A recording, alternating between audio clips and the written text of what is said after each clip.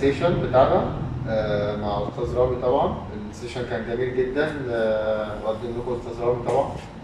حبيبي يا كوتش والله العظيم عملنا حاجه زي الفل، عملنا حاجه عظمه بجد يا جماعه. شيل الكلام بس. ايوه. السيشن كان جميل جدا. الراجل تعب معانا، نام على الارض وطلع فوق السقف وحاجات غريبه.